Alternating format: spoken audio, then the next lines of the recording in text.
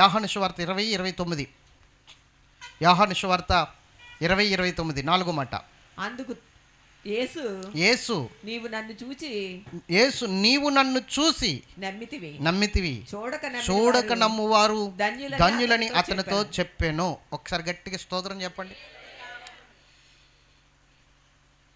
యేసుక్రీస్తు ప్రభువారు ప్రత్యక్షమైనప్పుడు ఒకసారి శిష్యుల్లో తోమ అనే శిష్యుడు లేడు. శిష్యులు అందరూ ఉన్నారు కానీ 10 మంది ఉన్నారు కానీ 11వ వాడైన తోమ లేడు. ఈ 10 మంది తోమతో అంటున్నారు ఆ రోజుని, మేము యేసును చూసాము, నజరేయుని యేసుని చూసాము. అంటే చచ్చిపోయాడు కదా ఆయన, చూశాను అంటున్నారేంటి? అవును, ఆయన తిరిగి లేచాడు, మా దగ్గరికి వచ్చాడు, మీకు సమాధానం కలుగునుగాక అన్నాడు, మేము చూసాం, మాతో మాట్లాడాడు, నేను భూతాన్ని కాదన్నాడు, కావాలంటే పట్టుకుని చూడమన్నాడు, కాళ్ళు చేతులు చూడమన్నాడు, మేము ఎంతగానో చూసాం అని చెప్తే ఈయన అన్నాడు, అబ్బే మరి మీరు పట్టుకున్నారా? పట్టుకోలేదు. ఆయన గాయాలు చూసారా? చూడలేదు. ఆయన గాయాలు వేలు పెట్టారా? పెట్టలేదు. మీరంతా మూర్ఖులురా, మీరంతా మూర్ఖులు. మీరు ఏదైనా కనబడితే ఏదైనా చూస్తే నమ్మేస్తారు మీరు. నేను అట్లా నమ్మను. ఏదైనా సరే పరిశోధించాలి.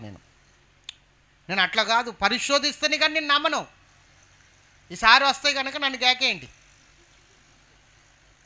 నేను కన్ఫర్మ్ చేస్తాను ఆయనో కాదు. అదేంట్రా మేము కన్ఫర్మ్ మీరు చేయలేరు. ముట్టుకోమని ఆయన చెప్పినప్పుడు ముట్టుకోవచ్చు కదా, అది భూతమో ఆయనో తెలిసిపోను. ఈసారి కనపడితే నన్ను కేకేయండి, నేను కన్ఫర్మ్ చేస్తాను ఆయనో కాదు అని ఇంకా మాట్లాడుతుండగానే బిడ్డలారా మీకు సమాధానం కలుగును కాక అని మరలు వచ్చేసాడు ఆయన ఆ గదిలోకి. స్తోత్రం చెప్పాలి. ఉలిక్కబడి తిరిగాడు, ఇటు ఇలా చూస్తున్నాడు ఆయన. ఇంకా ఉలిక్కబడి, తోమా ఇట్లా రా అన్నాడు. అనుమానంగా భయపడుతూ జడిస్తూ అలా దగ్గరికి వెళ్తున్నాడు. ఇగో నా గాయం, నువ్వు వేలు పెట్టి చూడు, ఇదిగో నా గాయం చూడు అని చూపిస్తున్నాడు. వేలు పెట్టి చూడన్నప్పుడైనా బుద్ధి రావాలి కదా. వేలు పెట్టి చూశాడు. వేలు పెట్టి చూసి ఆయన టచ్ చేసేసరికి ఆయనేం తెలిసి ఏడవడం ప్రారంభించాడు.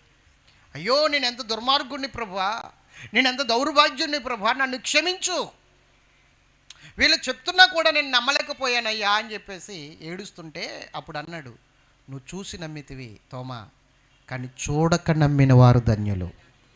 ఆమేన్ చెప్పాలి ఇంకొకసారి.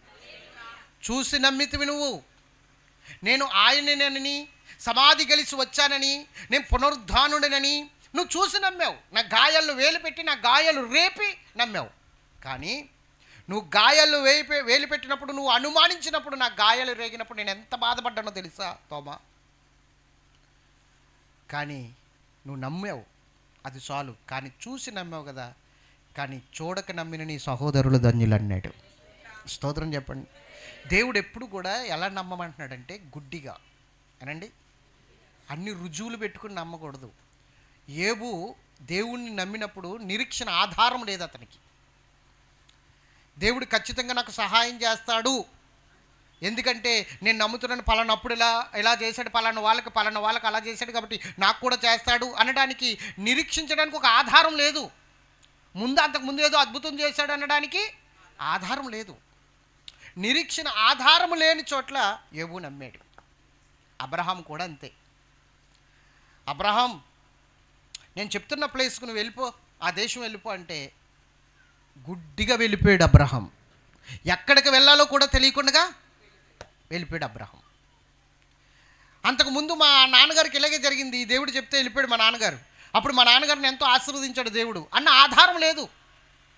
ఫస్ట్ టైం అబ్రహాంని పిలుచుకోవడం, వాళ్ళ ఇంట్లో వాళ్ళకి ఎవరికి దేవుడు అంటే తెలియదు. ఇప్పుడు మా నాన్నగారికి జరిగింది, మా తాతగారికి జరిగింది అనడానికి లేదు. అలాంటి నిరీక్షణ ఆధారము లేని చోట్ల వారు నమ్మారే, అలాగే నమ్మమంటున్నాడు దేవుడు నిన్ను కూడా. ఏదో చూసి నమ్మడం కాదు, వాళ్ళకు అద్భుతం చేశాడు, వీళ్ళకి అద్భుతం చేశాడు, నాకు ఎట్లా కాదు. దేవుడు నాకు ఖచ్చితంగా అద్భుతం చేస్తాడు, ఎలాంటి పరిస్థితులైనా చేస్తాడు, ఎలాంటి పరిస్థితి అయినా సరే దేవుడు చేస్తాడు. ఆయనకు అది సాధ్యం అని నువ్వు ఖచ్చితంగా నమ్మాలి. ఎంతోమంది నిన్ను వేలన చేసి ఉండొచ్చు, అవమానపరిచి ఉండొచ్చు, ఇది నీ వల్ల కాదు, ఇంకా దేవుడు కూడా నీకేం చేయడు అని నిన్ను చాలామంది తృణీకరించి ఉండొచ్చు. కానీ దేవుడు మాట్లాడుతున్నాడు, నమ్మిక మాత్రం ఉంచంతే. నమ్మిక మాత్రం ఉంచు, అపనమ్మకం ఉంచుకో. అది కూడా గుడ్డిగా నమ్మాలి ఆయన్ని, అంతేగాని చూసి నమ్మకూడదు. ఏదో చూసి నిరీక్షించకూడదు. అసలు ఆధారం ఉండకూడదు నిరీక్షణకి. ఆధారం అంటే నిరీక్షణ ఆధారం లేని చోట్ల ఆయన కార్యం చేస్తాడు. దేవుడికి అసాధ్యమైంది ఏముందో చెప్పండి? నీకు మంచి నీళ్ళు చుక్క కూడా దొరకదు. పద్మాసు దీపంలో వాడేయండి తీసుకెళ్ళన్నారు. యోహాన్ని తీసుకెళ్ళి పద్మాసు దీపంలో వాడేస్తారు. మంచి నీళ్ళు, చుట్టూ నీరే, తాగడానికి ఒక్క సుక్క సరిపోదు, పనికిరాదు. అవునే కదా? చుట్టూ సముద్రమే, త్రాగడానికి పనిచేస్తుందా? ఒక్క సుక్క పని చేయదు. అలాంటి కాడ యోహాను బ్రతకలేదా? బ్రతికడలేదా? కొన్ని సంవత్సరాలు బ్రతికాడు. తిండి లేదు, నీరు లేదు, ఏమీ లేదు. బ్రతికి ప్రకటన గ్రంథం పరలోకమును చూసి పరలోకంలో జరుగుతున్నదంతా రచించి బయటకు వచ్చాడు పద్మాసు దీపంలోంచి. ఏముంది అక్కడ ఆధారం బ్రతకడానికి? ఆయనకు అసాధ్యమైంది ఏది లేదు. చూసి నమ్మకో, చూడక నమ్ము. ఆయన ఎడారిలో కూడా చెలయేర్లు పుట్టించగలిగిన దేవుడు. వాస్తవం. లేట్ అవుతుందని, లేకపోతే అదనో ఇదనో కాదు. చూసి నమ్ము వారికంటే ఎస్